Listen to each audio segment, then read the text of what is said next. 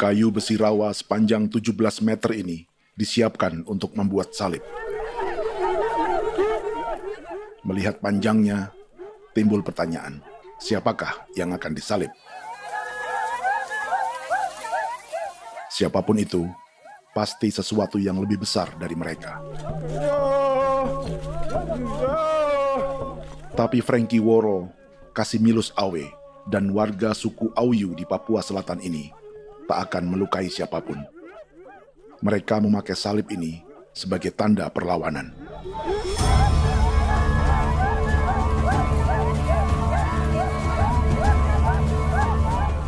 Yang mereka lawan memang lebih besar,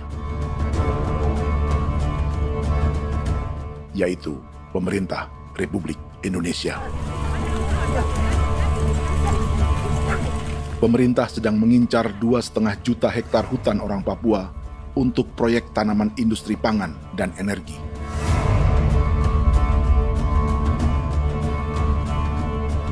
Ratusan kilometer dari salib orang-orang Auyu itu, orang Muyu sedang menyiapkan gerakannya sendiri.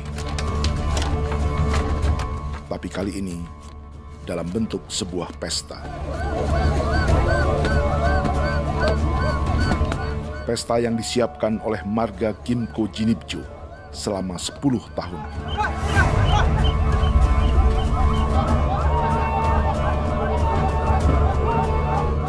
Sosok di marga ini adalah Willem Kimco, orang asli Papua yang tak punya kartu identitas kewarganegaraan manapun.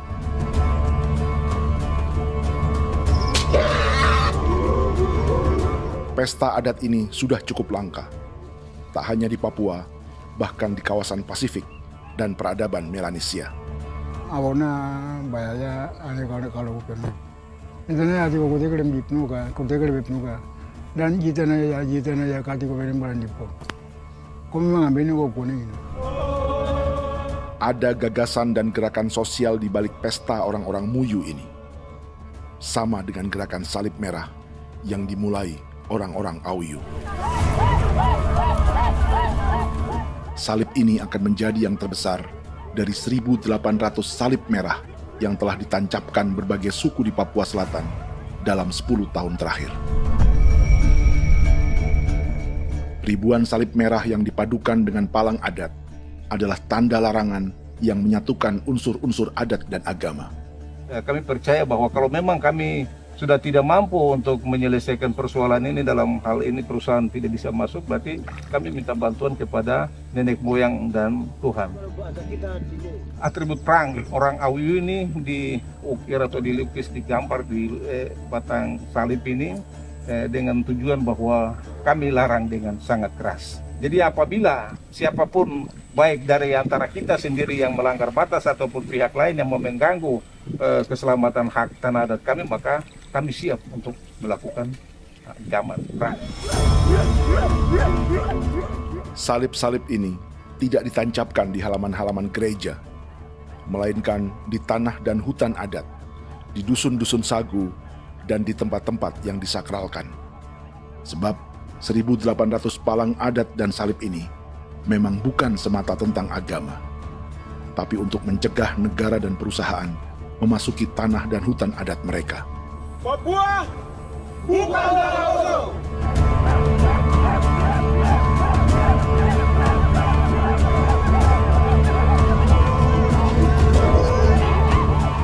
Di zaman TikTok ini, kami ingin menceritakan semua ini lewat film yang pendek.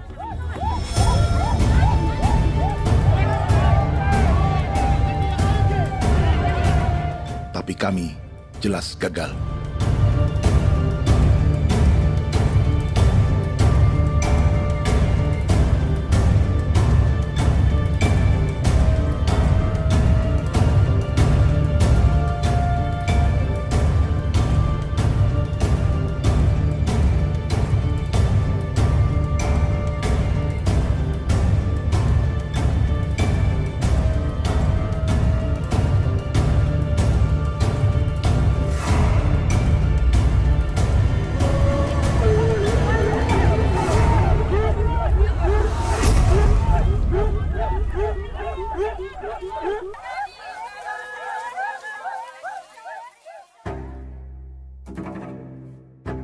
Di planet ini, ada 5 pemilik hutan hujan tropis terluas yang tersisa. Kongo di Afrika, Brazil, Peru, Bolivia, dan Indonesia.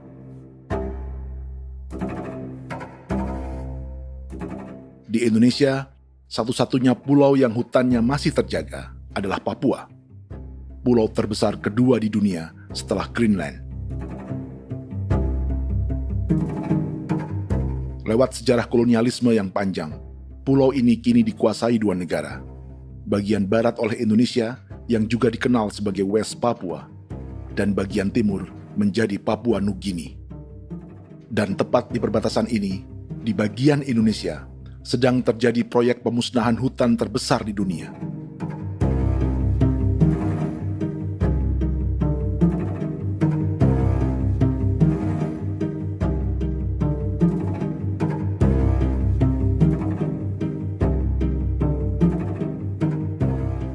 Pemerintah Indonesia sedang membuka lebih dari 2,5 juta hektar hutan untuk sawit, tebu, padi, dan peternakan. Ini disebut proyek strategis nasional untuk lumbung pangan dan energi yang jadi ambisi 3 presiden. Bagian terbesar direncanakan untuk mencetak sawah seluas 1,3 juta hektar. Lalu bagian lain akan ditanami tebu seluas 560.000 hektar untuk gula dan bioetanol. Setiap liter bensin di Indonesia akan dicampur bioetanol 10% atau E10. Ada 10 perusahaan di proyek ini, dan semuanya dimiliki oleh 1 keluarga saja. Berikutnya, ada areal sawit seluas 400.000 hektar untuk biodiesel. Targetnya mencampur 50% solar dengan minyak sawit atau B50. Dan terakhir, pemerintah akan membuka peternakan seluas 380.000 hektar. Jadi, apa yang salah dengan proyek pangan dan energi ini? 5 orang Papua dalam film ini akan menjawabnya.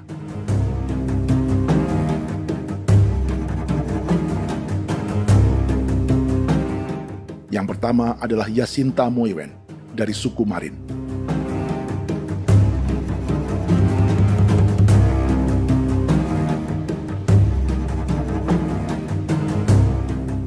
Yasinta dan warga di distrik Ilwayap di Merauke sudah menjadi korban. Hutan dan rawa sebagai sumber pangan dan ekonominya telah dihancurkan. Jalan sepanjang 135 km sedang dibuat, dan di kiri kanannya akan dicetak 1 juta hektar sawah. Mereka sulit menolak atau melawan. Salib sudah digeser, masih datang lagi dengan senjatanya mereka nih. Karena proyek ini juga dijaga tentara. Macam-macam senjatanya.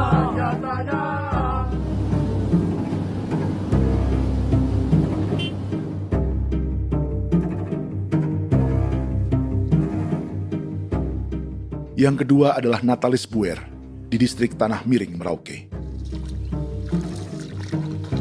Petani milenial ini merasa ditelantarkan.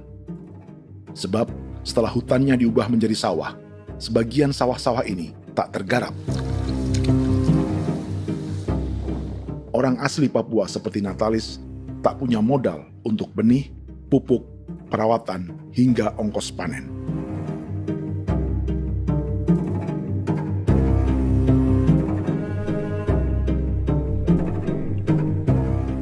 Orang ketiga adalah Vincent Kuipalo dari suku Yenan di distrik Jagebob, Merauke. Vincent dan suku Ye sedang menjadi korban. Hutan adat orang-orang Ye sedang dihancurkan untuk perkebunan tebu dan bioetanol. Tanah mereka juga diincar untuk markas-markas militer, pasukan yang akan menjaga proyek pangan dan energi ini.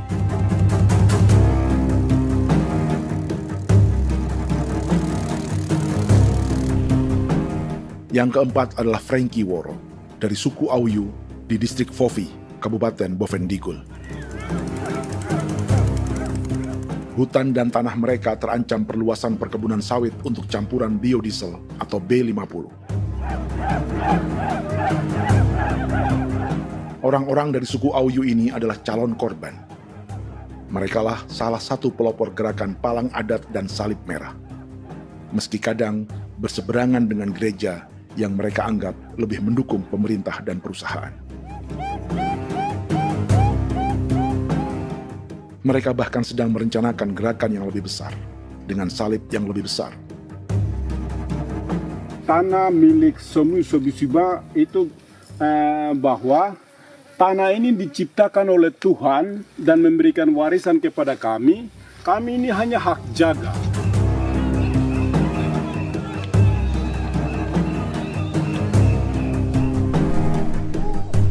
Sosok kelima adalah Willem Kimco dari suku Muyu di Bovendigul.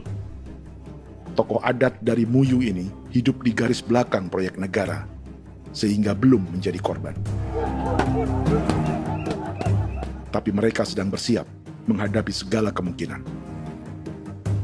Tinggal di belantara dan perbatasan membuat sebagian mereka tak punya status kewarganegaraan.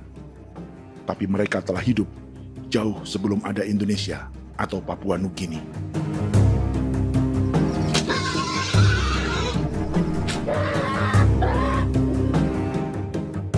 Kelimanya mewakili jutaan orang asli Papua yang sedang terancam eksistensinya.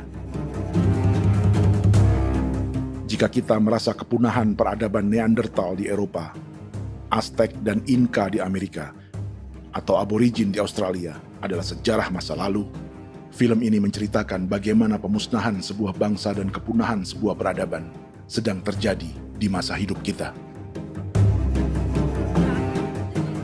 Kepunahan bukan karena kerusakan lingkungan dan ruang hidup semata, juga karena dihantam 60 tahun operasi militer.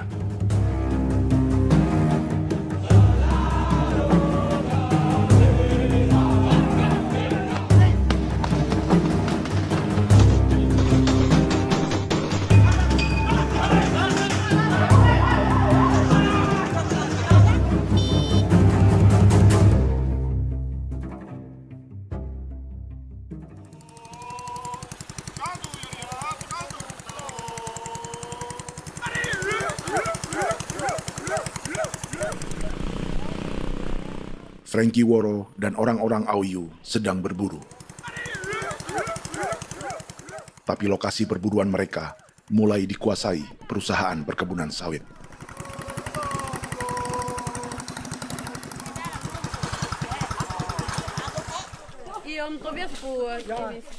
Kita akan menuju arah ke Inabusu. Di sana kami akan masuk di wilayah konsesi perusahaan PT Indo Asiana Lestari, dan di situ ya ada survei-survei mereka yang mereka pernah lakukan, tapi juga kami ada lakukan tanda-tanda saksi di sana.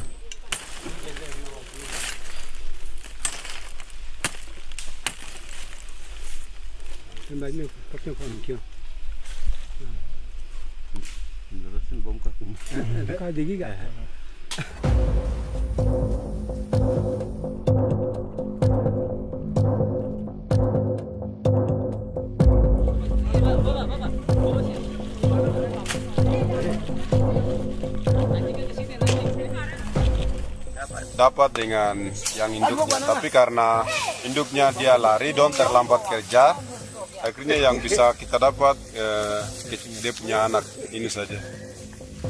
Kalau pakai bahan kayak hasil.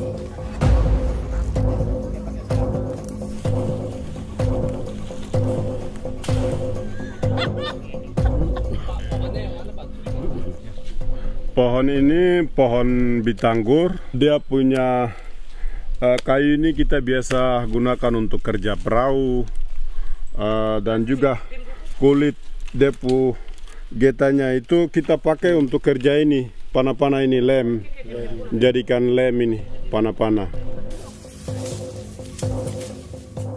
Hutan ini adalah supermarket bagi suku Auyu. Juga lumbung pangan atau bank untuk menyimpan deposito kekayaan alam. Hutan juga tempat yang penuh dengan sejarah suku, situs budaya, dan tempat-tempat sakral. Inilah yang sedang mereka pertahankan dari incaran pemerintah dan perusahaan. Untuk semua alasan ini, mereka menancapkan ribuan salib merah.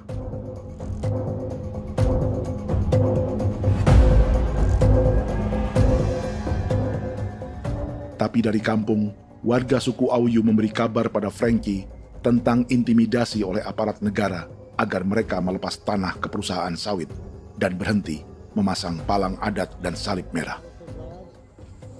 Ada beberapa titik yang saya sudah siap, tetapi di sini emergensi dari saya, terutama di Kampung Sokangon, PT Damai Timber.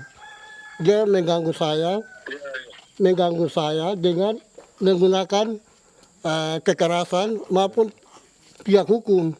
Dan kemarin saya ada pernyataan penolakan secara resmi, tapi masih tetap dengan menggunakan pihak hukum untuk masuk, untuk harus dituntut saya untuk harus diterima perusahaan itu. Kita di situ ada 15 marga, tetapi 15 marga juga tidak setuju. Marga-marga siapa yang terima dan marga-marga mana saja yang menolak. Nanti kita lihat dari pertimbangan itu, dan di situ dan kita undang mereka untuk bicara dengan kami. Sebagai sosok yang aktif dalam gerakan, warga Auyu terus memberi informasi lapangan kepada Frankie yang tak selalu berada di kampungnya. Izin pernyataan yang mereka paksa saya untuk tanda tangan itu, tapi sementara saya tidak tanda tangan. Data semua ada di tangan saya. Ya. Baik, kalau gitu itu lebih bagus karena tanda tangan itu yang berbahaya. Iya. Tanda tangan itu yang lebih berbahaya karena sekarang ini modern dan canggih, dan itu yang mereka biasa pakai untuk tipu muslihat. Mereka biasa pakai itu di tanda tangan itu. Betul. Dari Bambisa juga di Sofia dia masuk untuk memaksakan kami marga untuk harus menerima perusahaan itu. Tapi kemarin kami sudah menolak. Babinsa nama bosku. Babinsa di sini nama bosku. Oh, ya. Itu yang sekarang strategi militer yang sekarang mereka pakai. Jadi yang penting masyarakat itu yang benar-benar mau menolak siap dukung ketua marga siapa yang nanti tampil. Ini adalah peta konsesi sawit untuk biodiesel dalam proyek strategis nasional. Dan di distrik Fofi inilah, orang-orang Auyu hidup dari sungai dan hutan. Tapi Frankie di Bovendigul masih lebih beruntung. Setidaknya dibandingkan Yasinta Mowien di Merauke yang sudah kehilangan hutan dan rawanya.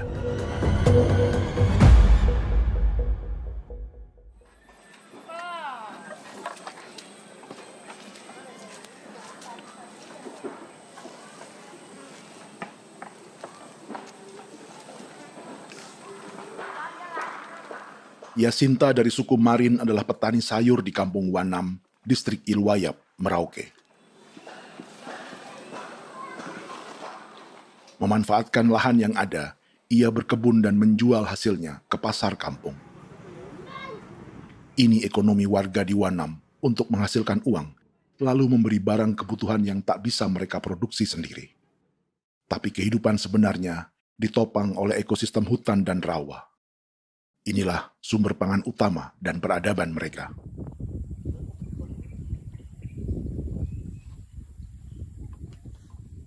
Namun ketenangan ini diusik ketika tiba-tiba pada Mei 2024, di Pelabuhan Wanam datang ratusan alat berat untuk proyek pangan dan energi pemerintah.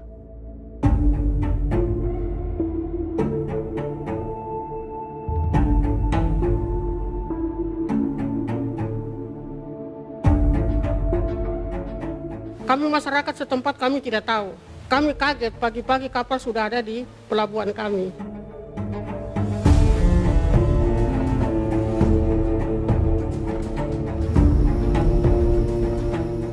Yasinta Mowien atau Enrika Gebze dan warga lainnya tak pernah diajak bicara atau dimintai pendapat. Seakan-akan Papua adalah tanah kosong. Kita suka kaget yang dong bawa turun alat berat dong bawa turun, kita kaget masyarakat.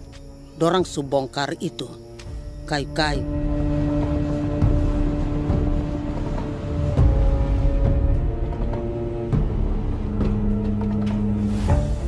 Bersamaan dengan alat-alat berat itu, juga berdatangan tentara Indonesia untuk mengawal proyek pembukaan hutan milik Jacinta.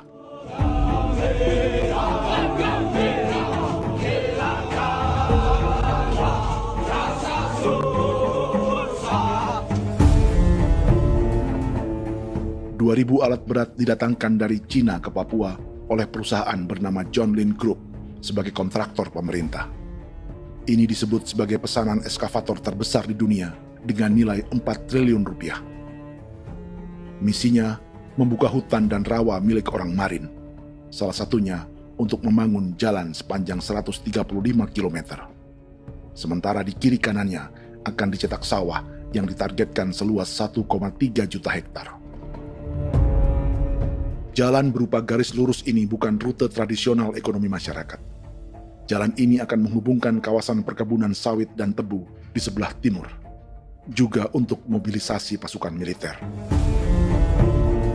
John Lin Group adalah perusahaan yang dimiliki Andi Samsudin Arsyad atau yang dikenal dengan Haji Isam. Sebagian orang mengenalnya sebagai pengusaha yang hobi balapan mobil.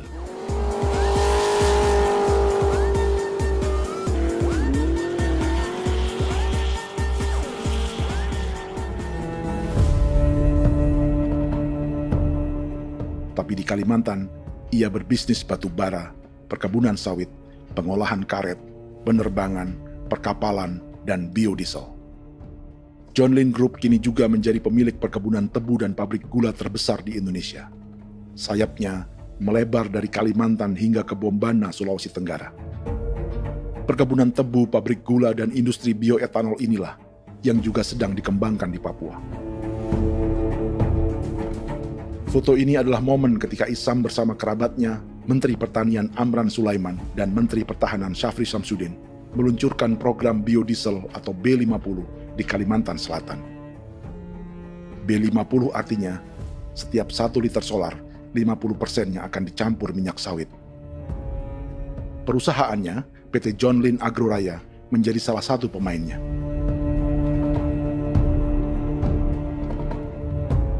Sepanjang tahun 2025, saham PT John Lin Agroraya pernah naik hingga 700%.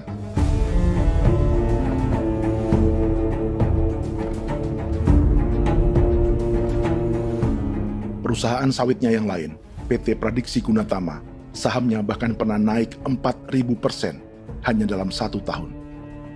Dari harga saham ini saja, nilai kekayaan keluarga Isam diperkirakan mencapai 100 triliun rupiah lebih, menjadikannya salah satu keluarga terkaya di Indonesia dan salah satu pemain penting industri bioenergi. Dan di Papua Selatan inilah sebagian sawit-sawit untuk mendukung program B50 akan ditanam.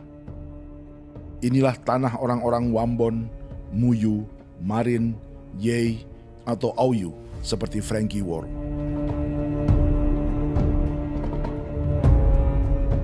Haji Isam pernah menjadi tim kampanye nasional Presiden Joko Widodo dalam pemilu 2019 saat melawan Prabowo. Bintang Mahaputra Utama diberikan kepada Saudara Andi Syamsuddin Arsyad.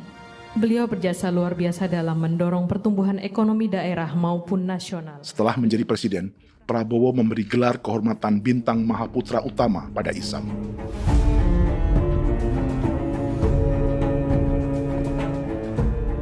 Sejumlah menteri Prabowo, juga kerabat dan orang-orang yang pernah bekerja di perusahaan Isam.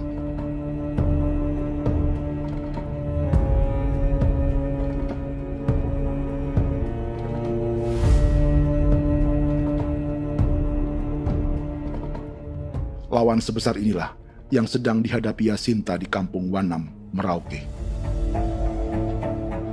Atau petani perempuan lain seperti Enrika Gebse. Jadi alam kita ini sudah rusak. Jadi kita itu biasa jalan dari sini tuh harus pasang jerat di situ, harus cari makan di situ lagi. Itu tempat-tempat itu pasang-pasang jerat, tempat babi, rusa, sekarang sudah tidak ada lagi.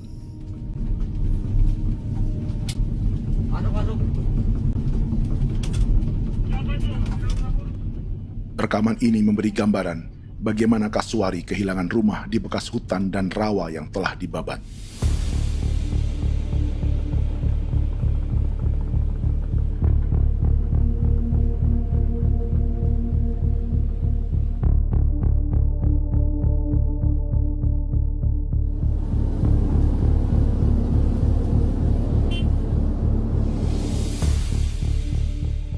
Keterlibatan tentara dalam proyek pangan dan energi di Papua memakai dalih bahwa ancaman terhadap negara kini tak hanya perang secara militer,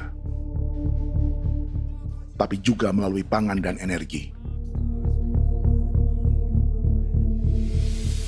Kementerian Pertahanan pun terlibat karena proyek ini dianggap operasi militer selain perang. Jadi tugas kamu adalah menjaga sumber cadangan pangan nasional. Macam-macam senjatanya, Proyek ini menambah panjang alasan mempertahankan kehadiran tentara di Papua dalam 60 tahun terakhir.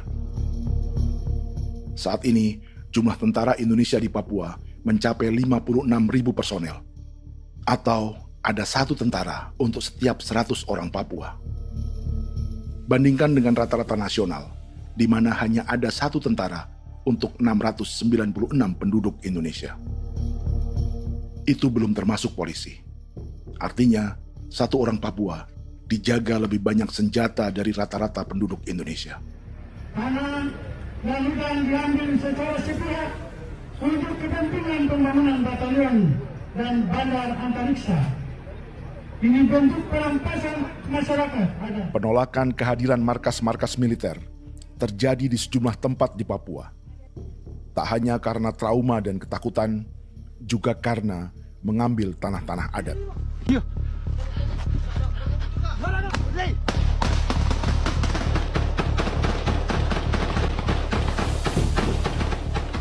Salah satu alasan mengapa militer terus ditambah di Papua, karena masih ada perlawanan dari Organisasi Papua Merdeka atau OPM selama 50 tahun terakhir.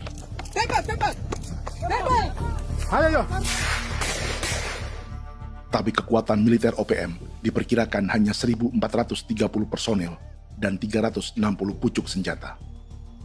Selebihnya, mereka menggunakan senjata tradisional.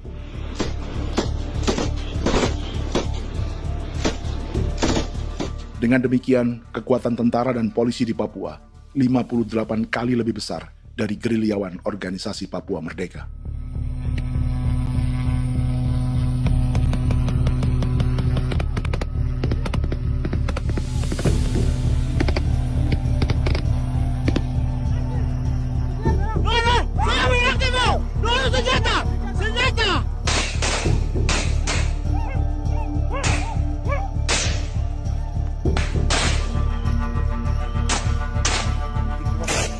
Sebagian tentara berada di garis depan pertempuran, tapi sebagian besar lainnya terlibat operasi non-tempur menjaga proyek pemerintah dan investor swasta.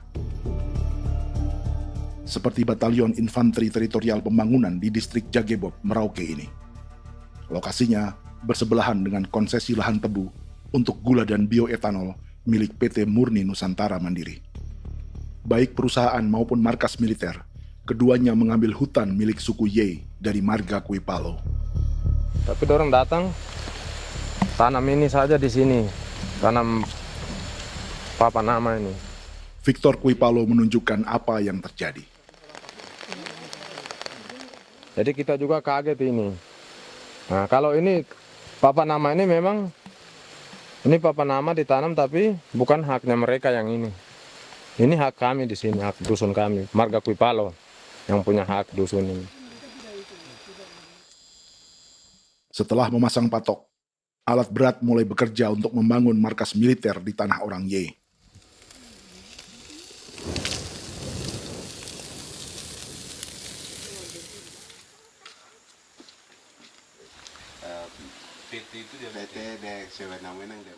Kehadiran markas militer mengkhawatirkan warga yang pernah mengalami trauma.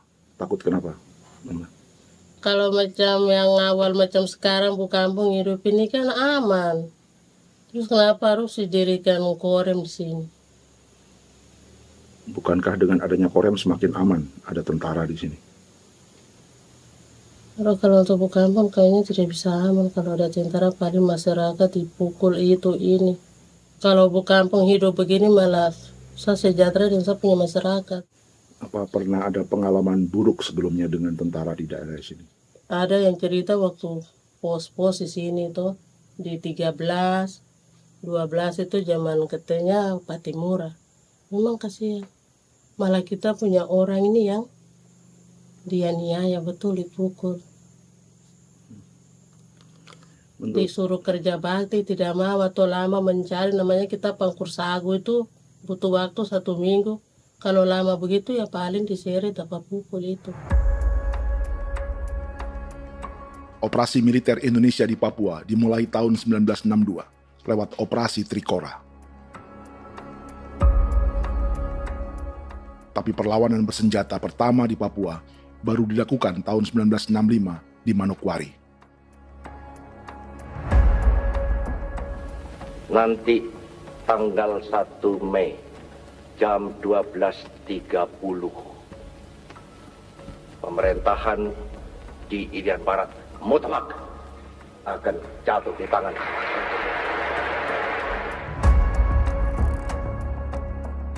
Sejak itu, selama 60 tahun, operasi militer untuk menaklukkan Papua terus dilakukan. Salah satu operasi militer paling berdarah adalah Operasi Wibawa untuk memenangkan Indonesia dalam jajak pendapat tahun 1969. 643 orang tewas di Paniai. Lalu disusul 4.146 korban tewas antara tahun 1977 hingga 1978.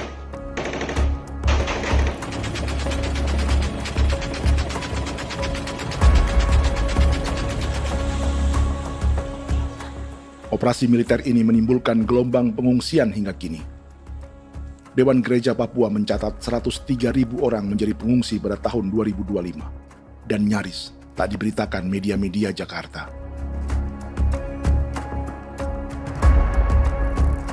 Jumlah pengungsi terbesar tercatat di Nduga yang mencapai 20.000 jiwa.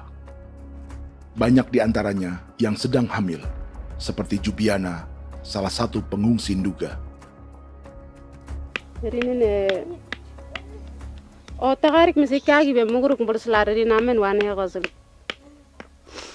bigari me egirik munene an nimbo misle berselar nene wam darik lek prak de oi gore bangal no so ndak lo yo nandam yanet ndang no gat de nanen di ko nerwa membri wal marwa egirik munene wa tringel no semana ngal siak ya ber kumbik nyak masala orena me wo suluk ri namen wani go semane kuman nak wani wani ndemo lo ndak misri namen bre go lo nak no semana ne be minute waru ra kana bi ne dige war de mino pragit de laina bulan Maret April yana mana kantan barak na lire na bam ne Jubiana lalu menamai anaknya pengungsi Kogoya. Selain Jubiana, juga ada Emma dari Maibrat yang melahirkan di hutan. Sampai di kampung gini, katanya bilang ada tentara yang bangun jembatan. Ya, capek itu juga pun masih tahan. Kembali lagi ke hutan lagi. Itu sampai saya jatuh di tengah jalan. Orang sampai terbanting di kayu semuanya. Berasa sakit begitu. Melengkapnya tuh Domika Serli, pengungsi Wako. Masyarakat sipil dari Kampung Aitrem sementara mengungsi karena kampungnya sementara dikuasai oleh TNI Polri. Seratusan ribu pengungsi di Papua saat ini jauh melampaui jumlah yang mengungsi ke Papua Nugini tahun 1984, yaitu 10.000 orang karena menghindari operasi militer.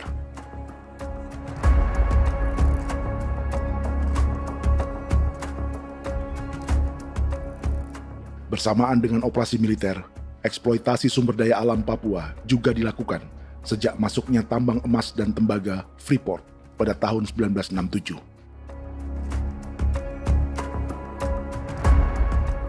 Disusul perkebunan sawit awal tahun 1980-an. Lalu ada perburuan buaya untuk diambil kulitnya. Sebelumnya, ada eksploitasi gas alam di Teluk Bintuni, pencarian besar-besaran kayu gaharu, atau pembukaan hutan tanaman industri. Ini belum termasuk perburuan dan perdagangan ikan arwana di selatan Papua, penebangan kayu merbau dari hutan-hutan Jayapura, emas di Blok Wabu Intan Jaya, bahkan nikel di pulau-pulau kecil Raja Ampat. Dan kini, dalam skala yang belum pernah terjadi dalam sejarah, Papua dipaksa mencetak sawah, tebu untuk bioetanol, dan sawit untuk biodiesel.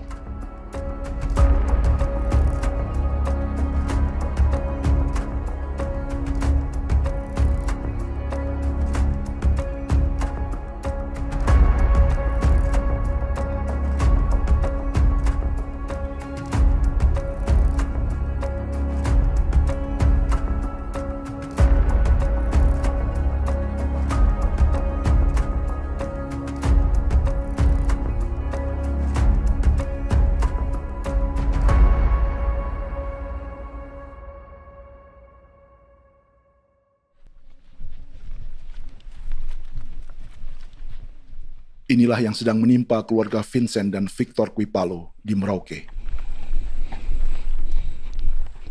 Hutan mereka diambil untuk markas militer dan industri perkebunan, PT Murni Nusantara Mandiri. 1 dari 10 perusahaan yang diberi konsesi untuk menanam tebu dan memproduksi gula serta bioetanol seluas 52.000 hektar.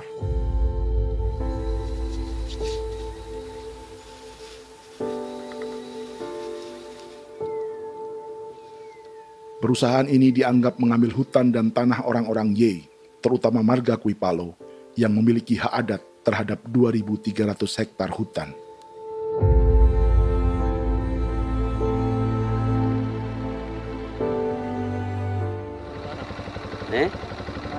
Tentara?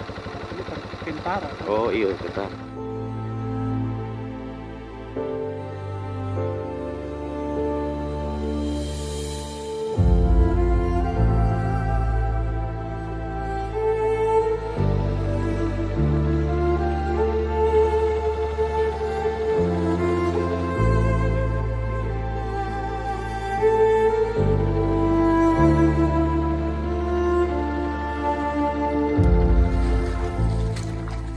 Keluarga Kuipalo sedang melihat apakah perusahaan semakin mengancam tanah mereka.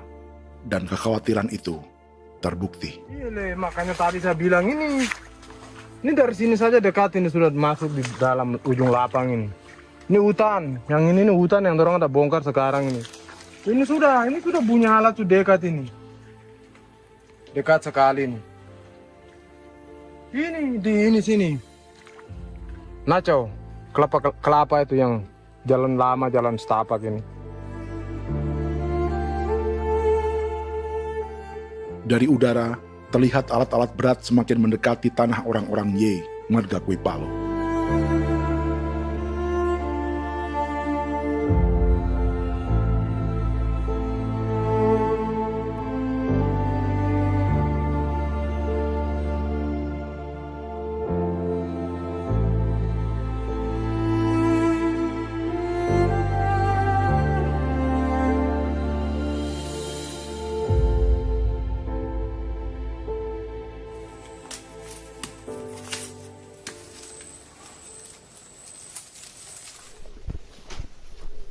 Keesokan harinya, Victor dan kerabatnya memberi tanda cat merah di pohon-pohon yang berada di batas tanah mereka.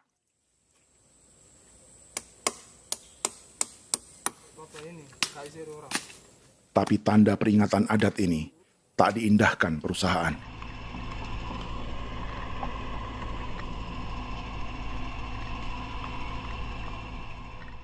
Dua bulan kemudian, perusahaan tetap memasuki tanah marga Kuipalo. Sama. Kami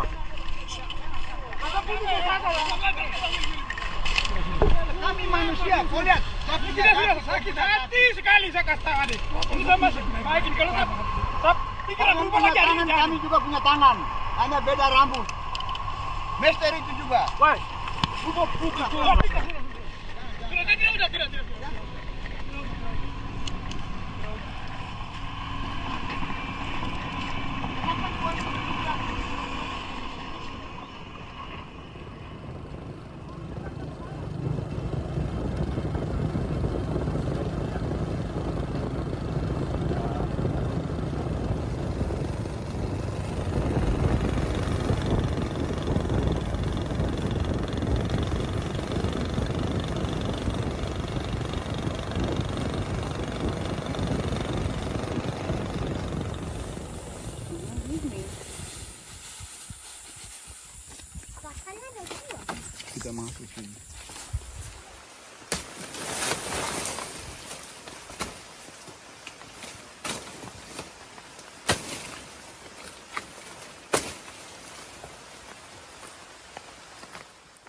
Jadi ya untuk itu seperti saya katakan tadi, apakah lebih baik kita tidak usah ada kah atau bagaimana, kita pisahkan,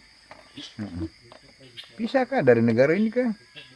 Jangankan tuh, saya kemarin bicara sama Daniel, datang sama saya dengan persoalan Kodam ini, saya bilang Pak Daniel kalau lebih baik saya ngungsi ke Papua Nugini. Dia bilang, aduh Bapak jangan begitu. Ya memang, kalau tidak bisa menghargai kami, lebih baik pilihan yang itu yang saya memilih. Lebih baik saya pindah dari sini.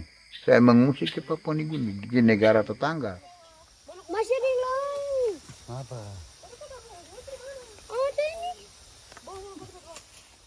Karena saya bilang sama Kapolsek Pak, Agustus ini, 17 Agustus saya tidak kasih naik bendera merah putih. Saya bendera ada, nanti saya taruh di meja. Bendera saya ada. Karena saya punya pikiran percuma kita ini merasa bahwa kita hidup di bawah naungan merah putih. Ternyata merah putih tidak lindungi kami. Tidak anggap kami sebagai kami rakyatnya. Dia lambang negara. Dan kami menghargai lambang negara itu. Ternyata lambang negara ini, kita bernaung di bawah lambang negara ini, kita tidak dilindungi. Hak kita tidak dihargai.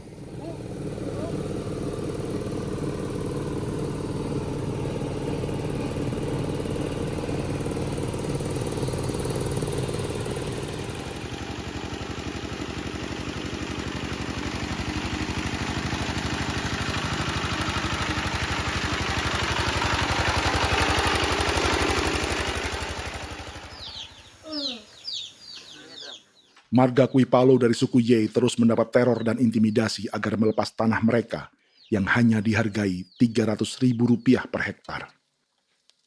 Tapi mereka tidak berjualan tanah.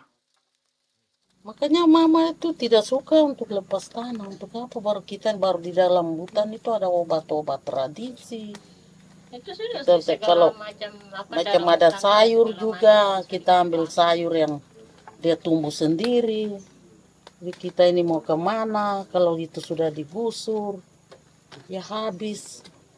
Kita ini jadi penonton.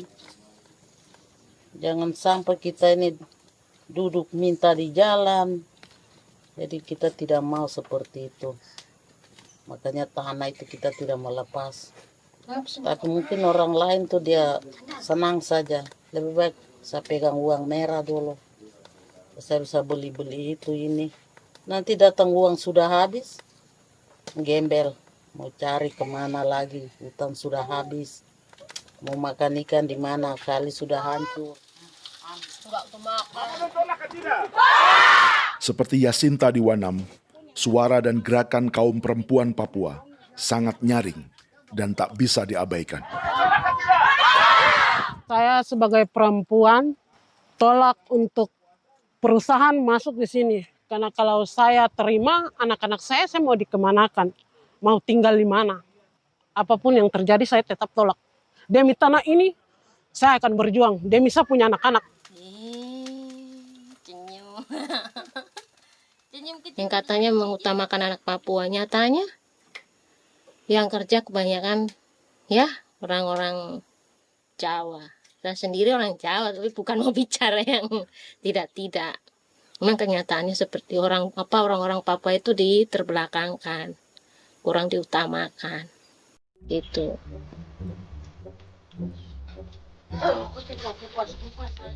Proyek food estate seperti mencetak sawah, bukannya tak diikuti warga Papua.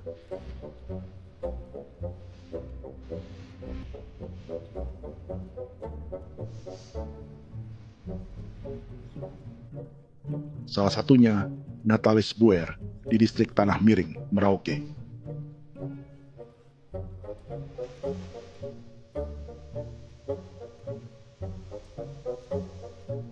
Setelah menghabisi hutan, pemerintah Indonesia mencetak sawah untuk tanaman padi karena beras mulai menjadi makanan pokok menggantikan sagu. Sebagian besar penggarapnya adalah warga transmigran yang datang sejak era 1980-an. Bahkan petani transmigran sudah ada sejak Belanda membuka proyek padi kumbe di distrik Kurik. Lokasi yang sering jadi langganan pejabat Indonesia memamerkan sawah di Papua. Tapi Natalis juga ingin belajar menanam padi atau bersawah. Namun ia kesulitan karena dibutuhkan modal untuk benih, pupuk, hingga pemeliharaan dan panen. Lalu sawah-sawah ini pun mulai dikuasai pendatang.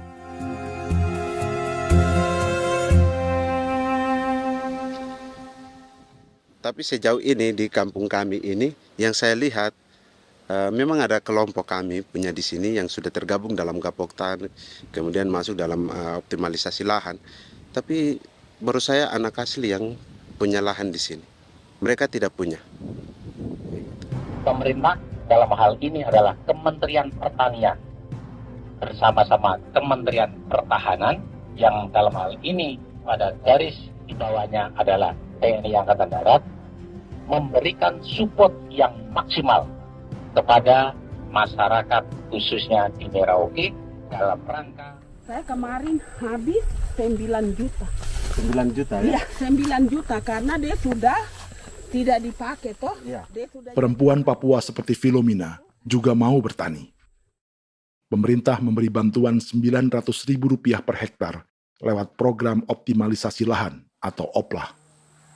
Tapi dibanding biaya produksi dan harga jual gabah, Filomina mengaku berkali-kali rugi dan kini memutuskan tak lagi menggarap sawahnya. Terus kita harus cari uang untuk kombe. Betul. Karung kita beli. Karung beri sendiri lagi. Tenda kita beli. Ini dari yang offline ini don tidak siapkan. Tidak ada. Tidak ada ya, jadi mama don sendiri. Itu yang saya ada bilang, 900.000. Itu modal untuk Kerja sawah ini. mulai dari kerja sampai nanti panen. Panen. Wih, ngeri sekali. Iya, lucu toh? Tidak dapat itu. Betul, Mam. Dong pemangkut begini. Kalau disuruh tanam ubi berhektar-hektar, mari datang. Kita tahu cara rawatnya bagaimana, Iya. tanamnya bagaimana, tanam model bagaimana supaya hasilnya model begitu. Kita tahu. Kalau yang ini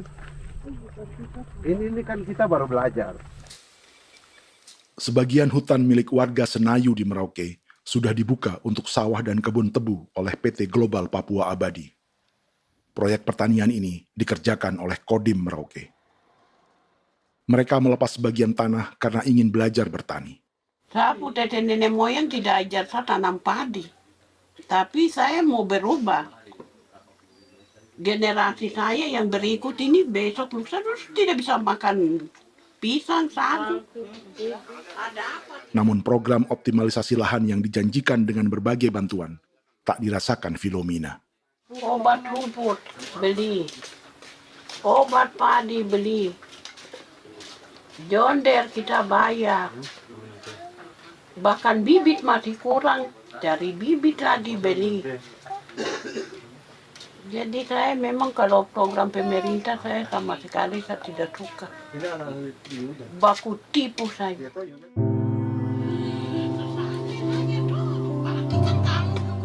Mereka merasa ditinggalkan sendiri, jatuh bangun belajar bertani padi. Sementara sumber pangan dan air yang semula mudah didapat, kini telah berganti sawah dan kebun tebu. Dulu kita masih bisa jalan, nanti masak di kali, pakai air kali. Minum pakai air kali. Sekarang, kok mau masak? Tidak ada air, Air sudah susu, mau minum tidak bisa. Sudah dengan obat. Drone semprot tebu itu saja drone. Drone yang semprot. Saya lihat di itu. Jadi kita bukan drone yang terbang di atas untuk disemprot. Iya, itu semprot obat. Dong lempar pupuk di bawah ya dia mengalir ke kali. Mengalir ke kali, ke rawa-rawa.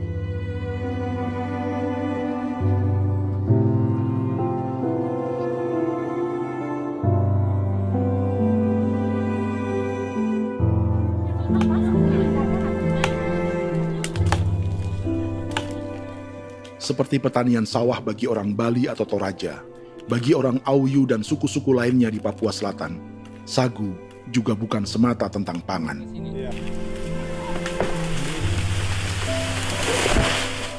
Bagi orang Auyu dan Marin, sagu adalah kerabat, sosok orang tua, sosok nenek moyang yang harus dijaga dan dilindungi. Lagi bikin apa mama ini mama? Pakai tokok itu sagu.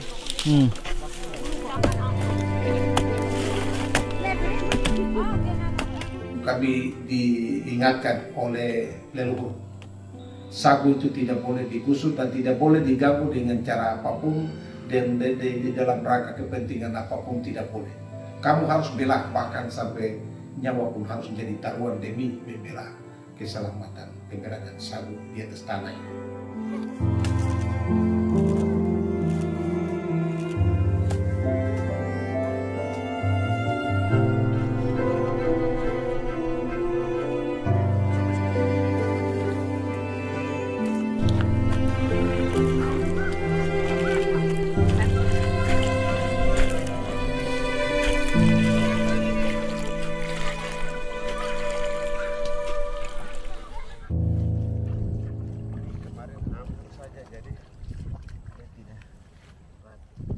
Menurut Natalis, pemerintah di Jakarta mendefinisikan lumbung pangan semata urusan beras dan mencetak sawah.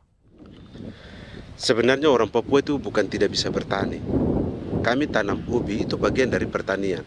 Nah, pertanian yang dimaksud oleh pemerintah itu harusnya selalu itu kalau bisa pemerintah harus spesifikkan pertanian apa yang dimaksud, pertanian tanam padi atau pertanian tanam ubi, petasan dan lain-lain. Ini yang harus dispesifikkan dulu. Begitu, sehingga tidak menjustifikasi kami orang asli Marin bahwa kami tidak bisa bertani, bukan. Kami buka kebun besar-besar di sana, bahkan bermeter-meter, ratus-ratus meter pakai sekop, bukan pakai ekskavator, tapi ini pakai skop. Itu pertanian, begitu.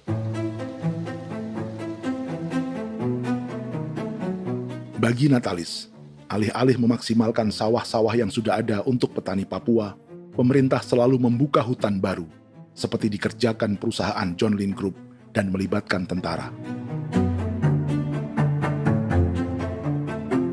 Padahal, sejarah keterlibatan militer dalam proyek food estate atau cetak sawah adalah sejarah kegagalan yang bertubi-tubi 4 presiden selama 30 tahun terakhir.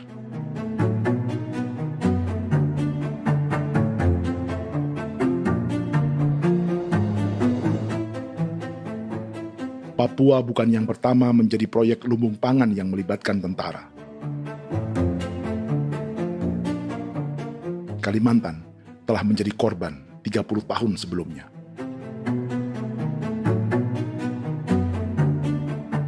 Ini adalah bekas hutan yang sudah dibuka di Pulang Pisau, Kalimantan Tengah. Tahun 1996, di era Presiden Jenderal Soeharto, ia menghabisi 1 juta hutan di lahan gambut untuk mencetak sawah demi memenuhi ambisi swasembada beras, bukan swasembada pangan. Hutan tropis Kalimantan dihabisi dalam skala yang belum pernah terjadi dalam sejarah.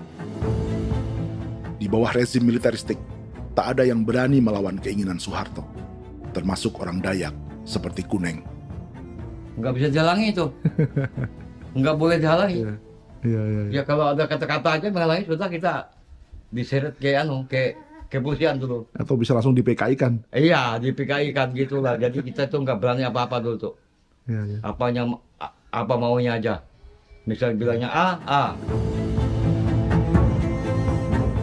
Setahun setelah pengundulan hutan skala besar itu, tahun 1997, untuk pertama kalinya Kalimantan mengalami kebakaran lahan dan kabut asap terbesar dalam sejarah.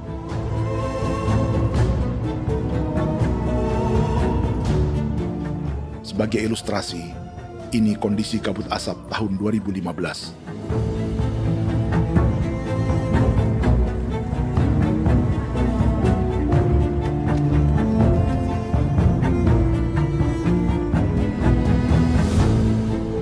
Proyek 1 juta hektar sawah Jenderal Soeharto itu gagal.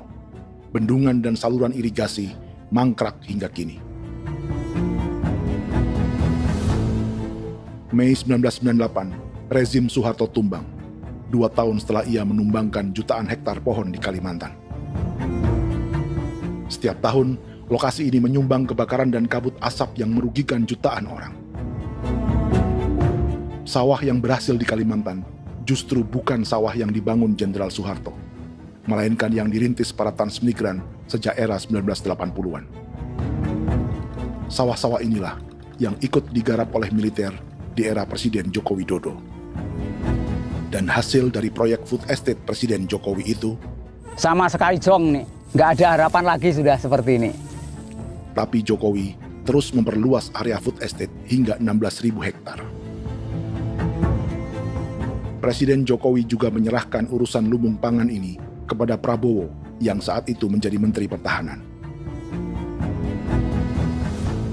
Salah satunya di Kabupaten Gunung Mas, Kalimantan Tengah, untuk membuka perkebunan singkong seluas 31.000 hektar. Food estate singkong Jenderal Prabowo ini dimulai dengan membuka 600 hektar hutan di Tawai Baru. Proyek singkong untuk bioetanol ini pun dijaga tentara. Dan seperti Jenderal Soeharto, proyek Jenderal Prabowo ini pun gagal.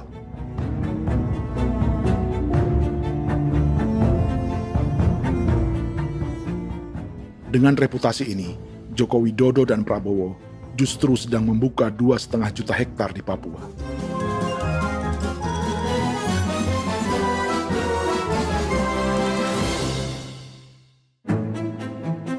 Setelah Jenderal Soeharto, Presiden Jenderal Susilo Bambang Yudhoyono juga mencoba membuka food estate di Papua sejak tahun 2010. Namanya Merauke Integrated Food and Energy Estate atau MIFE. Proyek ini juga gagal. Lalu di lokasi yang sama, Jokowi berusaha meneruskan dengan proyek mencetak sawah 1,2 juta hektar yang juga gagal. Sekarang yang paling siap adalah 1,2 hektar. Yang 1,2 juta hektar. Dan kini, Prabowo yang pernah gagal dengan 600 hektar singkong di Kalimantan justru akan mengulangi di Papua dengan skala 2,5 juta hektar. Di daerah Papua pun harus ditanam kelapa sawit supaya bisa menghasilkan juga BBM dari kelapa sawit. Dalam setiap proyek pangan dan energi di Papua, yang lebih menonjol bukan tanaman pangannya, melainkan untuk energi atau bahan bakarnya. Sawit untuk biodiesel dan tebu untuk industri bioetanol. Ada 10 perusahaan yang diberi konsesi hingga 0,5 juta hektar untuk tebu. Dan 10 perusahaan itu dimiliki oleh 1 keluarga saja.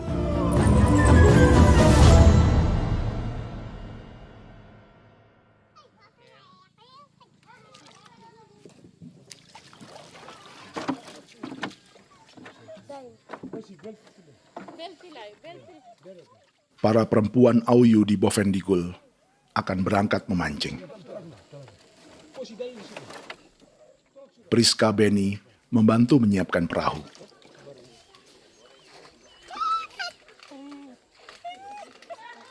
Mereka akan mengumpulkan bahan pangan di hutan untuk persiapan acara penancapan salib merah berikutnya.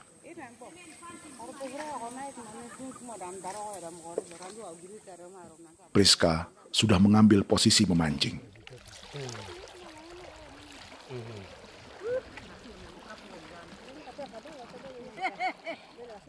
.800 salib merah telah dipasang di wilayah adat berbagai suku di Papua Selatan untuk menghalau perusahaan sawit dan tebu.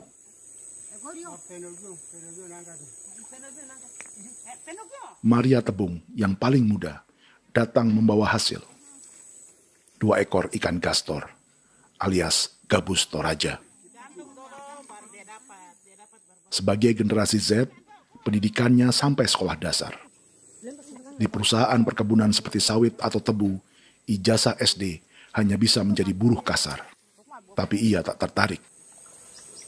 Karena kita hidup itu dari alam, kita pancing, juga di darat, bawa anjing, terus bikin pagar sagu, dapat babi, bawa baru kita makan. Jadi kita tidak mau perusahaan masuk. Kita tidak akan terima. Sementara Priska Beni masih mencari peruntungan. Tapi baginya, menjadi nelayan di Sungai Fofi masih lebih baik daripada bekerja 9 tahun di perkebunan sawit. Sudah pengalaman, jadi kita tidak mau lagi. Seberapa lama ketika kerja itu? Selama di sana. 9 tahun di sana. 9 tahun?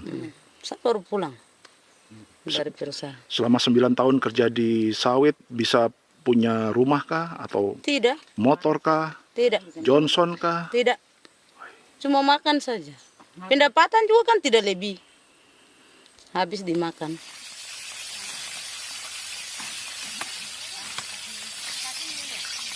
Satu minggu libur berapa hari? Tidak libur. Minggu tetap kerja? Tetap kerja. Tidak bisa ke gereja? Hari Minggu kerja. Hari Minggu juga kerja. Dia tidak mengenal agama perusahaan itu. Di grup perusahaan sawit Korindo, Priska digaji 2 juta rupiah per bulan dan tinggal di mes karyawan.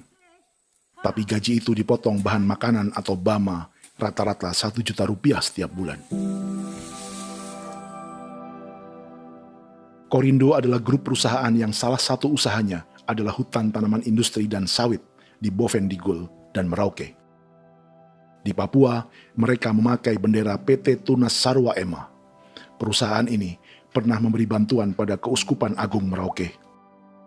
Keuskupan Merauke belakangan mengeluarkan pernyataan mendukung proyek strategis nasional di Papua. Umat Katolik yang memprotes sikap gereja tersebut ditangkap polisi. Jadi selama 9 tahun tidak bisa nabung? Tidak. Makan saja. Makan saja. Makan saja. Menabung bagaimana? Keperluan banyak. Tidak sampai. Habis di anak-anak uang sekolah.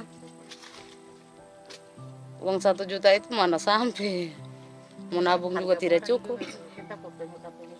Sudah pengalaman, jadi kalau di sini perusahaan mau masuk tidak.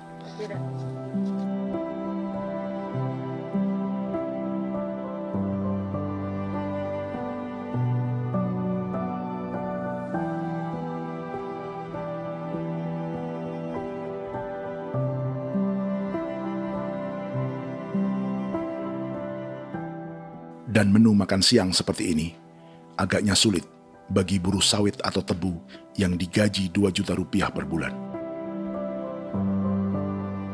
Generasi Z seperti Maria Tebung atau generasi milenial seperti Priska Beni punya matematika ekonominya sendiri. Sawit untuk biodiesel atau tebu untuk bioetanol tak akan ada bedanya bagi mereka.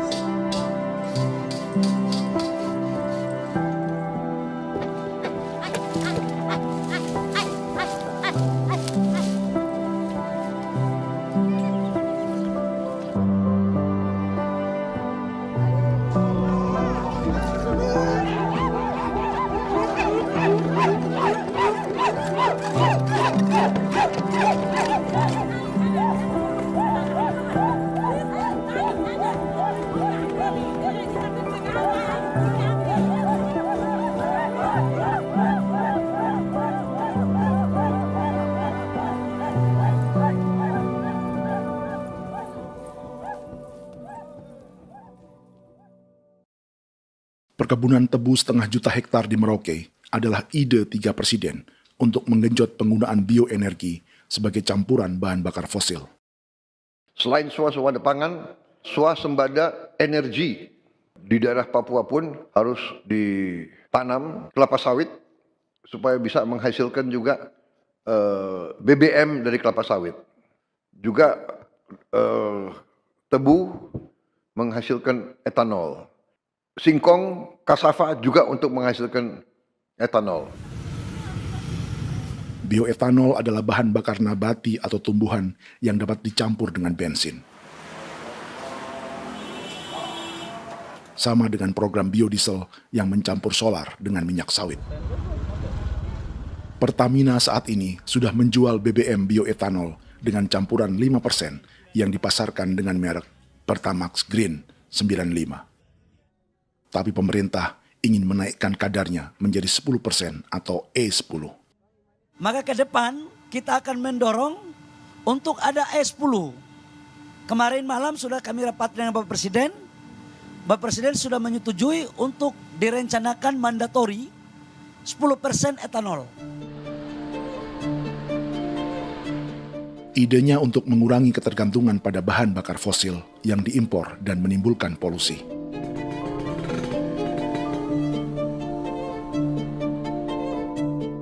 Tapi bioetanol bukannya tak mengorbankan lingkungan, hutan, rawa, dan manusia. Karena program E10 membutuhkan 7,3 miliar liter bioetanol, maka lahan yang dibuka untuk menanam tebu bisa mencapai 1,3 juta hektar. Sementara saat ini, luas perkebunan tebu di Indonesia hanya 500 sampai 600 ribu hektar. Artinya, butuh lahan baru hingga 800 ribu hektar untuk menanam tebu. Dan 500 ribu hektar diantaranya sedang dibuka di Papua. Hutan yang tadinya untuk menumbuhkan pangan berubah jadi tanaman untuk bahan bakar di jalanan. Kecepatan pulihnya hutan beradu dengan jumlah dan kecepatan kendaraan di jalanan.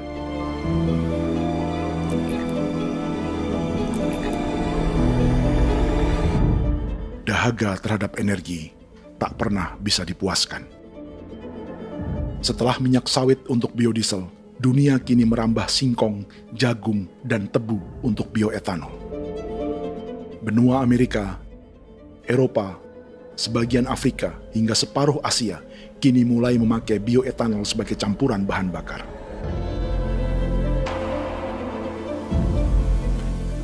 Selain perebutan lahan, masa depan dunia juga dibayangi semakin mahalnya harga pangan karena persaingan antara perut manusia dengan tangki kendaraan. Ini adalah lokasi perkebunan tebu dan bioetanol PT Murni Nusantara Mandiri yang mengancam tanah Vincent Quipalo dan orang-orang Ye di Merauke. Beberapa kilometer di selatan adalah PT Global Papua Abadi yang mengancam tanah orang-orang Muyu dan Marin. Dua perusahaan ini adalah bagian dari 10 perusahaan yang mendapat konsesi lahan untuk tebu dan bioetanol di Merauke. Batas konsesi mereka bahkan sama dengan batas negara Indonesia dengan Papua Nugini. Salah satu ciri bahwa peta konsesi ini dibuat di Jakarta dari atas meja. Sama seperti kolonial Inggris dan Belanda ketika mereka membagi Pulau Papua dengan garis lurus pada abad 19. Seakan Papua adalah tanah kosong. Bedanya, meski peta konsesi ini mengatur batas 10 perusahaan, tapi perusahaan-perusahaan ini sebenarnya dimiliki oleh satu keluarga saja. Ini nama 9 dari 10 perusahaan tebu dan bioetanol di Merauke, Papua. 99% saham mereka dimiliki sebuah perusahaan bernama PT Merauke Nusantara Manis. Sementara 1% sisanya dimiliki PT Merauke Gula Mandiri. Tapi saham kedua perusahaan ini dimiliki PT Merauke Sugar Group. Dan perusahaan ini, 90% sahamnya dimiliki pengusaha bernama Angelia Bonaventure Sudirman, serta perusahaan bernama Zico Trust dan Resource Harvest. Lalu 10% lainnya dikuasai PT Papua Energi Abadi, yang pemiliknya adalah Dudi Christian dan Angel Madeline. Sekarang, mari kita lihat siapa mereka. Angelia Sudirman adalah keponakan dari salah satu konglomerat sawit Indonesia, Martias Fangiono. 9 perusahaan di Papua ini berada di bawah bendera Merauke Sugar Group. Dan Merauke Sugar Group hanya satu dari 7 grup perusahaan milik keluarga Fangiono.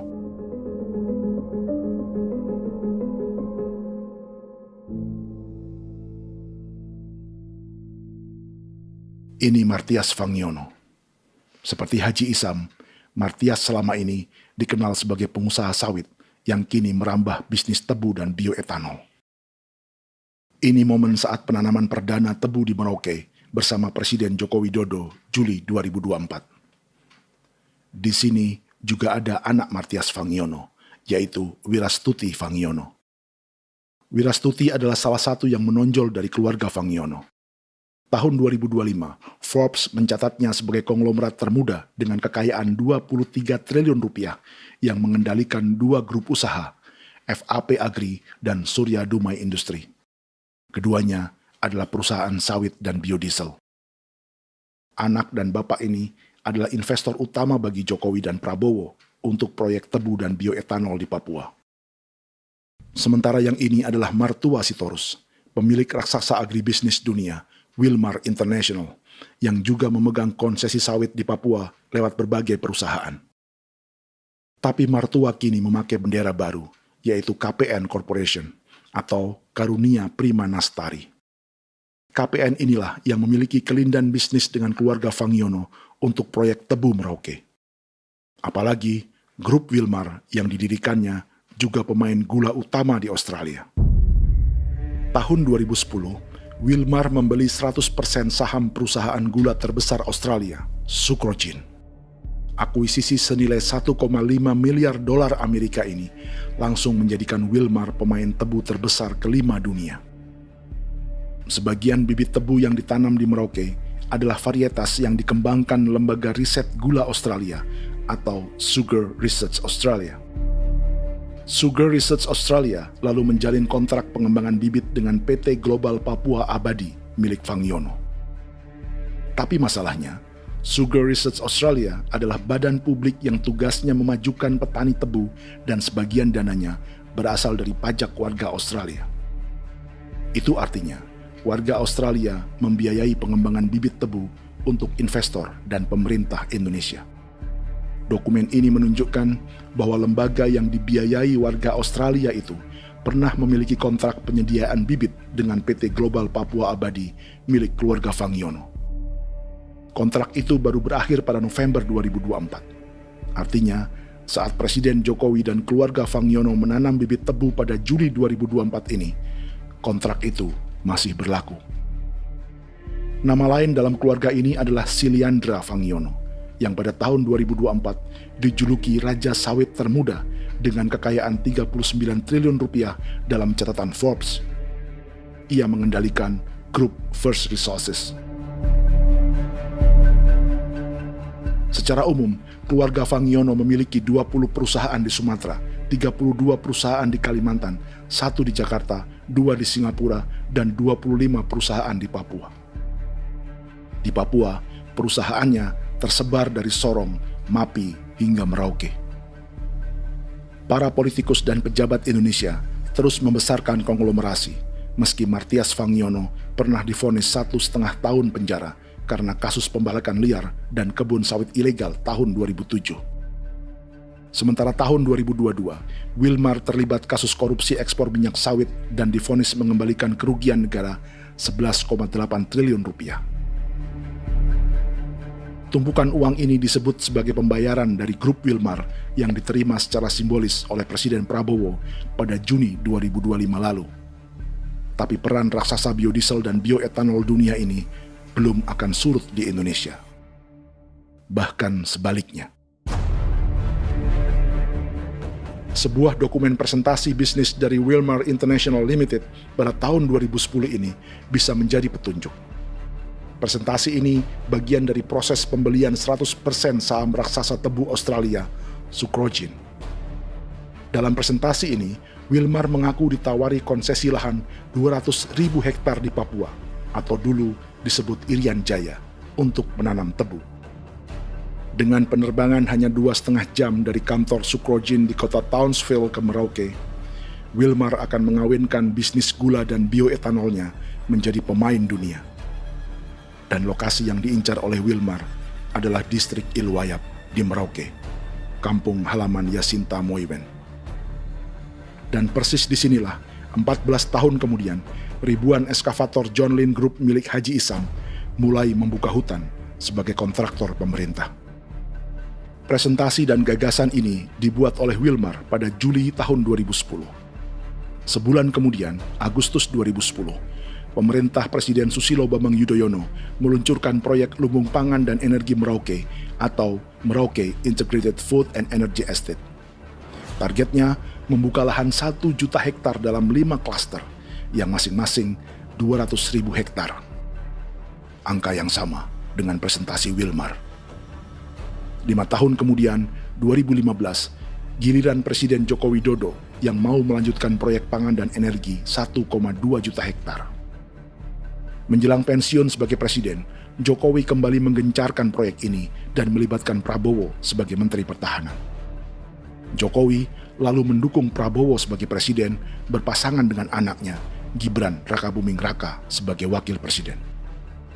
Kini, setelah menjadi presiden, giliran Prabowo yang melanjutkan proyek bioetanol dan biodiesel dengan memobilisasi militer dan melibatkan pejabat-pejabat yang juga para elit partai koalisinya.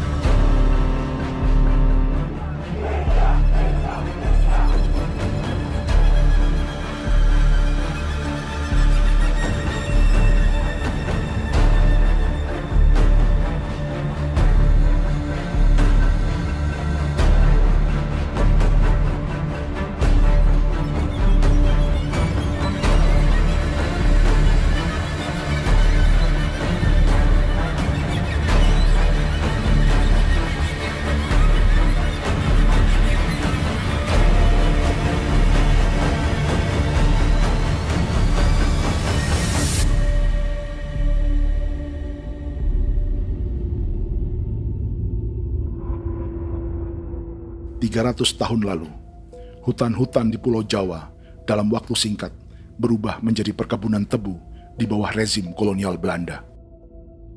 Orang Jawa menjadi buruh dan petaninya dipaksa menanam tebu. Dari kolonialisme dan politik tanam paksa itu, Belanda memperkaya negara dan para investornya.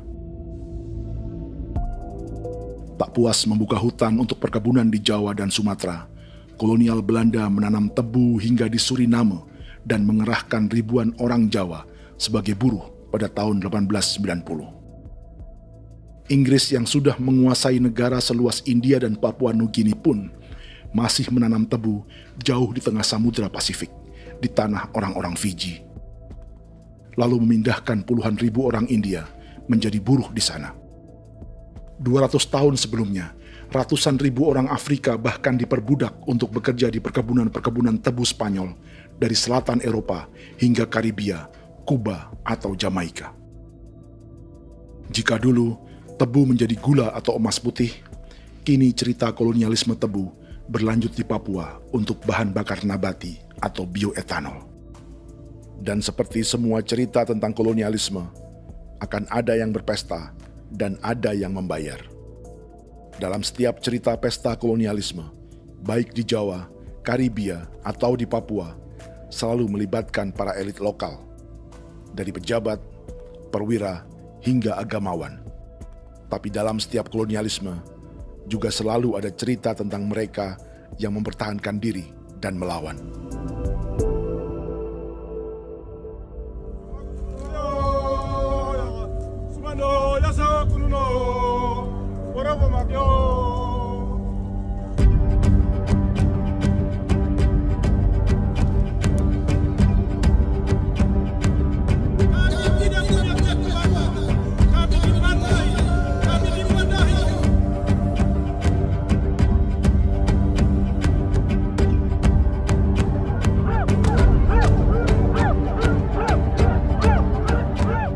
Dalam sejarah Gereja Katolik banyak pemimpin-pemimpin yang adalah tanda petik itu adalah Judas-Judas juga. Jadi itu sudah pasti karena itu adalah manusia. Satu sisi sebagai manusia dalam perjalanan digoda, apalagi ada dalam posisi-posisi jabatan ya mungkin banyak tawaran-tawaran lain, lalu disitulah terjadi pergeseran keberpihakannya kepada misi gereja tadi itu untuk umat, untuk mereka yang tertindas. Orang kirim ekskuvator, orang kirim tentara, orang kirim polisi. Pukul kami bukan pencuri, kami tidak pernah mencuri orang barang. Kami tidak pernah menangis ke orang lain. Kami tidak pernah menangis ke kita Bapak Mama, kami menangis kepadamu. Tuhan kami lemah. sudah tahu. Dia kata ini hijau cikui ya. Orang datang ke bangsa kami, ke wilayah kami untuk kasih habis kami.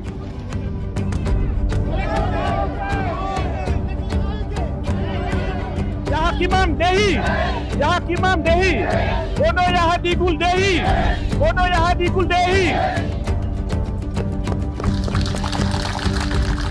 Kita buat sasi seperti begini untuk menolak perusahaan apapun yang masuk di tanah kami. Kalau kita kasih, kita bikin rusak sekarang, kita punya generasi berikutnya mau dapat kemana. Jadi kita nyatakan sikap di sore hari ini, kami tolak. Apa yang dilakukan pemerintah untuk PSN adalah kejahatan. Pemerintah bagian dari kejahatan, aktor perusak dan pembunuh terhadap negara, terhadap alam, hutan, terhadap manusia. Jadi negara jadi aktor pembunuh. Jadi Pilatusnya siapa? Negara, pemerintah Jakarta ini. Tanah Wiu bukan tanah kosong. Masyarakat adat kami masyarakat. Perusahaan tolak. Biar asal.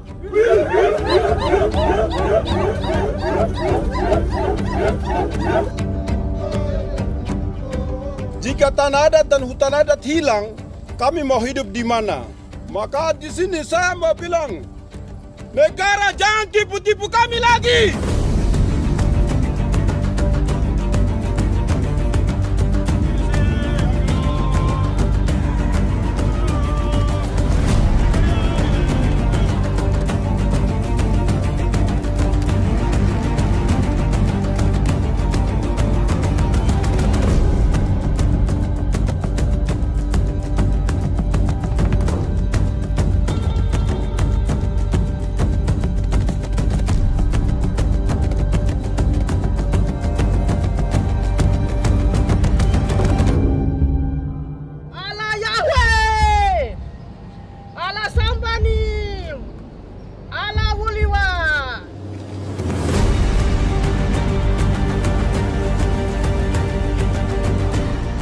Kalau kami dianggap orang Papua itu bagian daripada Republik ini, tolong hargai kami. Dengan adanya PSN, PT John Lindrup yang sudah menerobos tanah kami dan hutan kami, merusak alam kami. Itu yang kami datang ke Jakarta jauh-jauh dari Papua. Kami mau bersuara kepada Bapak Presiden Prabowo Subianto, di mana keadilan untuk masyarakat Papua. Tolong lihat masyarakat Papua yang sudah mati. Kami bersepakat menyatakan, 1.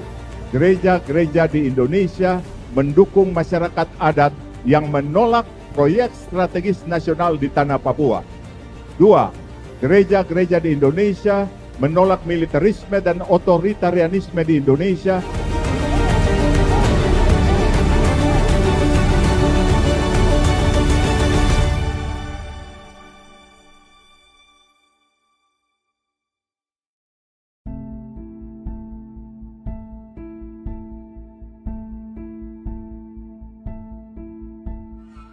Kita sering merasa banyak hal buruk sudah jadi cerita sejarah.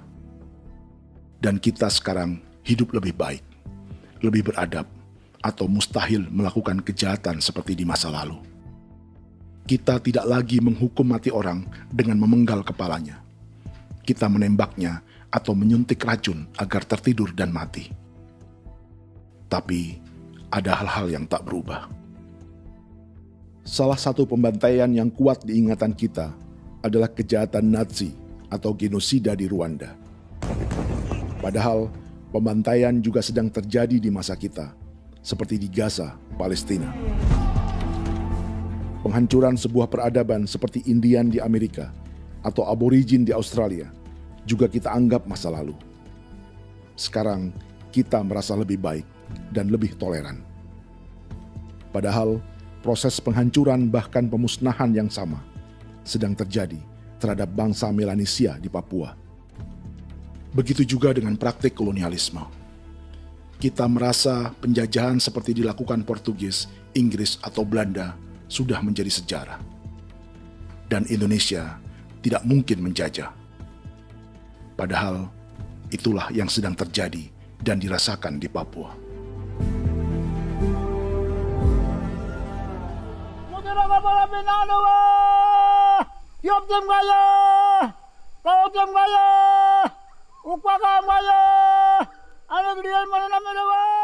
Jalannya sejarah ini disadari Willem Kimco di pedalaman Bovendigol, Papua. Hidup terpencil dan tak tersentuh urusan negara bukan berarti selalu aman.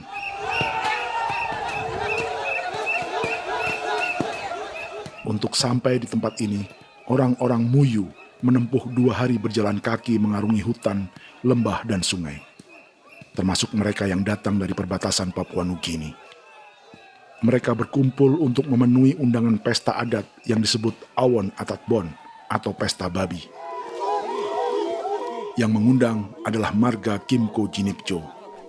Yang dituakan di marga ini adalah Willem Kimco.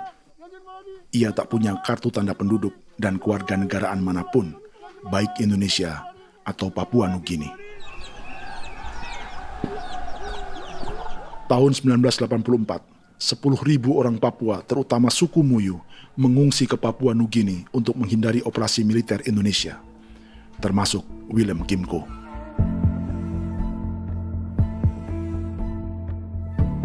Apa yang membuat pesta adat ini istimewa? Apa bedanya dengan acara serupa yang dihadiri pejabat, tokoh agama, LSM, atau yang direkam oleh kru televisi dan konten kreator? 18. Pertama, untuk membuat pesta babi, orang Muyu perlu persiapan selama 10 tahun. Sebab, babi-babi yang akan jadi bagian dari pesta ini tak boleh dibeli, alias harus dipelihara sendiri. Babi-babi ini bukan bantuan pejabat pemerintah, gereja, atau LSM.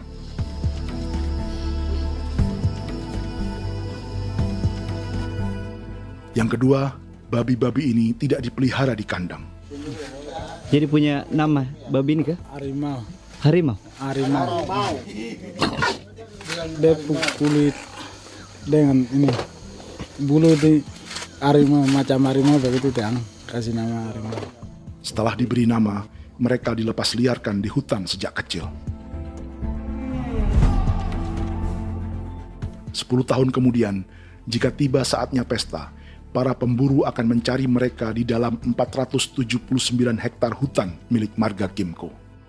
Suku atau marga lain tak akan mencurinya di hutan, karena mereka sudah punya babi dan wilayah masing-masing. Itu artinya, mereka harus tetap menjaga dan mempertahankan hutannya, agar babi-babi bisa hidup. Demikian juga dengan lahan pangan mereka, yang menumbuhkan sagu, keladi, atau aneka sayuran.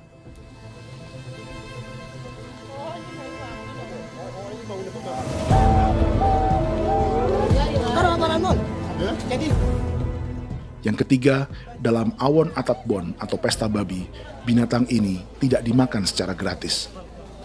Setiap marga atau klan dalam suku Muyu akan membayar jerih payah tuan rumah menjaga hutan dan memelihara babi.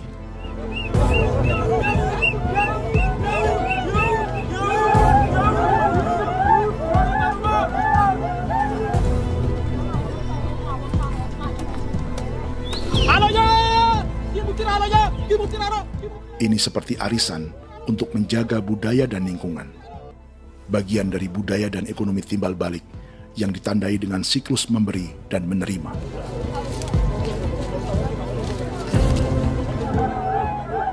Ini juga cara orang Muyu membangun dan memperluas aliansi. Awon bet begul bet, ulan yau kando bet, asat bet anani, asat bet jenek liga anani, ado amten anani, menini tene yage, kepo kemo ko di mana? Kepo kemo mayat nih. Kep tetek no mayango, kep kanin bet wini ke iftore wen. Nih wen netana ke kadek me. Oke, kep kan nanti kutu apa mau kepo kep pasak kutu orang. Kon kene man gini wane wane. Koko kati bolon jabeng. Koko kuning bolon ja. Jika Willem Kimco dan marganya bisa menjaga hutan dan wilayahnya, marga lain ikut diuntungkan sebagai sebuah ekosistem. Demikian juga sebaliknya. Alasan keempat, mengapa pesta babi ini memiliki tempat khusus dalam peradaban orang Muyu, karena Willem Kimco khawatir peradaban mereka akan punah, menyusul ancaman terhadap ekosistem dan hutan. Setiap marga atau klan harus mengkonsolidasi diri dan membangun aliansi.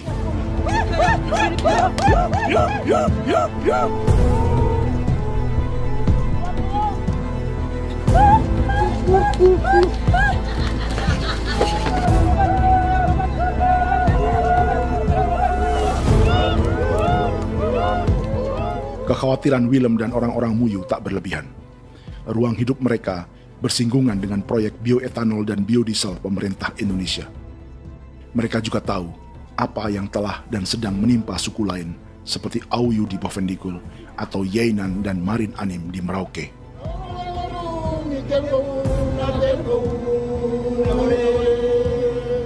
Jika suku-suku lain menggunakan palang adat dan salib merah sebagai gerakan perlawanan, orang-orang Muyu memakai pesta babi untuk mempersiapkan diri dan konsolidasi.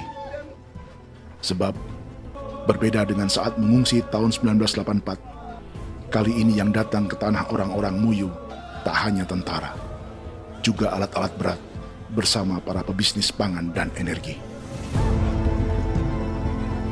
Manu, awan atas.